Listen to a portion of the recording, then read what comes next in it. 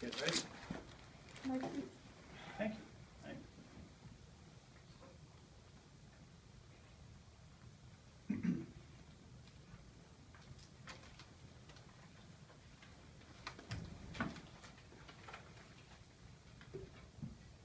Everybody ready?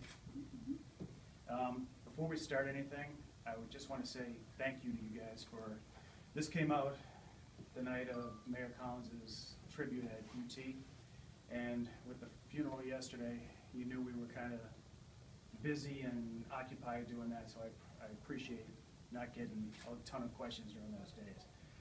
But I called this press conference today, to discuss a series of events as they relate to the arrest of Lieutenant Frank Ramirez. I'm going to make a brief statement, and then we'll open the floor for a couple of questions. With me is Deputy Chief Jim O'Brien, Captain Wes Bombrys, Lieutenant Dan Gherkin, Sergeant Joe Heffernan, and I think Lieutenant Gorney is here, who just walked out. Obviously, the amount of information that's going to be put out is going to be limited. This is still a criminal investigation. It's in court. I know your viewers and readers want more information than I'm probably going to give, but at this stage of the game, I can't put it out there yet. With that being said, I am not going to comment on any names of possible witnesses, the existence or non-existence of any evidence, details of interviews or interrogations, and any statements made, regardless of by whom. The narrative of this is on December 26th of last year at approximately 10:48 p.m. Tiffany Williams was walking in the 1300 block of Colburn Street. John Clark chased and discharged a firearm at Ms. Williams. John Clark was arrested and charged with felonious assault that night.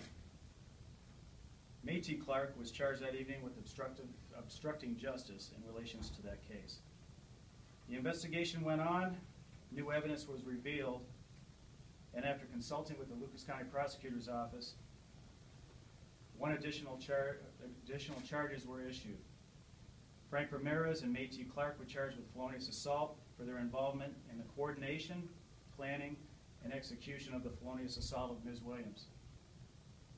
Frank Ramirez was also charged with 2 additional charges in relation to his role in the attempt to remove and delete evidence to the felonious assault.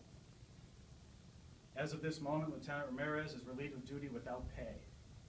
An internal affairs investigation was initiated, but it's been temporarily suspended until the end of the criminal case. The big thing I want to assure the citizens of this city is this is an isolated incident from one person.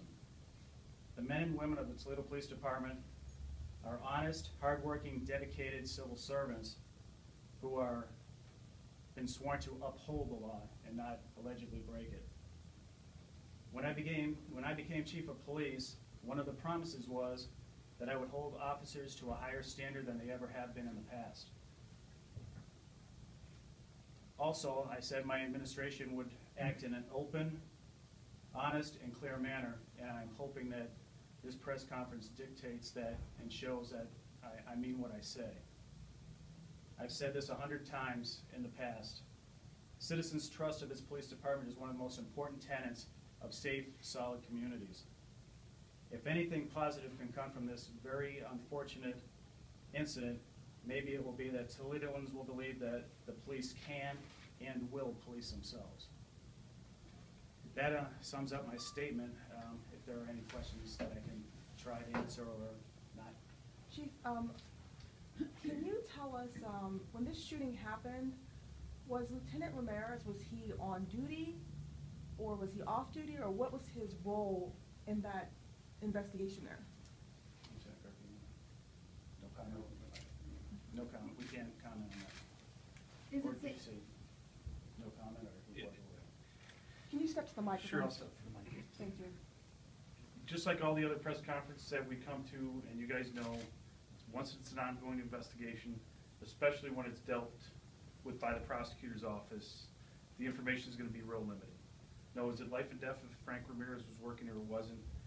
No, but we are not getting into specifics of the case, okay? I think the way the chief read it is, I think we're all on board where we're not going to get into that. If Can you at least say how this investigation began into Frank Ramirez? I know we're not giving you a whole lot right now, but the last thing that we want is to put out information that could somehow jeopardize the successful prosecution. So I understand your frustration, I understand your viewers' frustration, but I ask that your viewers trust that we're doing everything the right way. And when this gets all said and done, and the prosecution is done, we will be able to share more details with you. Can you tell us when you started the investigation? No, no. Can you tell us if you're investigating any other police officers or anyone else with the Toledo Police Department in No. this matter? You're not, No, or you can't? I You can't comment. What was the view of Lieutenant Ramirez, just in terms of the work he did, the type of officer he was over the years and in his current role? He was a watch commander on the afternoons district, or the afternoon watch out at the Scott Park District Station. He worked 2 to 10, and as for disciplinary problems, his file is empty. So I'm going to leave it at that. Is the location of the shooting in the Scott Park District? Yes. Yes. Yes. Is it safe to say that you're disappointed that you're even having to investigate this? Absolutely. I mean, the last thing I want as a chief of police, and the gentleman behind me want, is to have a person that wears the same uniform as we do even accused of something like this. It sullies the reputation of every other man and woman in this department, and we're going to handle it. We're going to let the evidence, lead us to where it ends up. Was there any indication, you look as though the shooter intended to actually kill the victim? I can't comment. There were 2 shots were fired, weren't there? I'm sorry. The affidavit said that 2 shots were fired. Well, if the affidavit says it, then. And barely missed her head, so to me that indicates somebody meant business. I'm not disagreeing. In December, there was a murder across from the Clark house of Ike King. Is that involved in this investigation at all as possibly being linked, or? No, completely 2 separate incidents? Yes. Can you tell us what steps you took to try to make sure that you had all the ducks in a row before you actually charged Lieutenant Ramirez? We handled the Lieutenant Frank Ramirez investigation the same way we handle every single felony investigation in the city. Charges are not just haphazardly thrown together. The investigations are thorough, they're complete, and as police officer, not police officer, the exact same steps are taken for each person regardless of what they do for a living. Did you do any search warrants in this case? I'm not going to comment on that. And I know I'm not supposed to say I can't comment, but I can't comment. Lieutenant Ramirez received any commendations throughout his career, any honors? Not that I am aware of. Not that I'm aware of. I'm not saying he hasn't, but I just don't know. Obviously, this has been out for a few days, and you've been preaching community policing, and what do you want the citizens to know about this case and how you're handling it? I want the citizens to know that we're handling it as we would any other citizen. Just because this man is a Toledo police officer, no corners are being cut, no special treatment is being dealt out.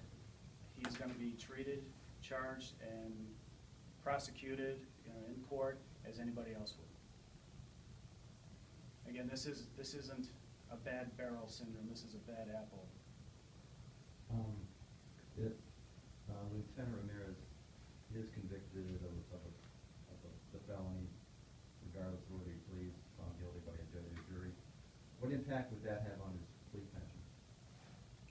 To be honest, I'm not versed enough to know if you get convicted of a crime that you lose your pension. I believe you do, but I wouldn't quote me on that. Needless to say, if he gets convicted of a felony, it's going to adversely affect his employment with the city of Toledo. When he was arrested, was he working at the time when he was arrested, or?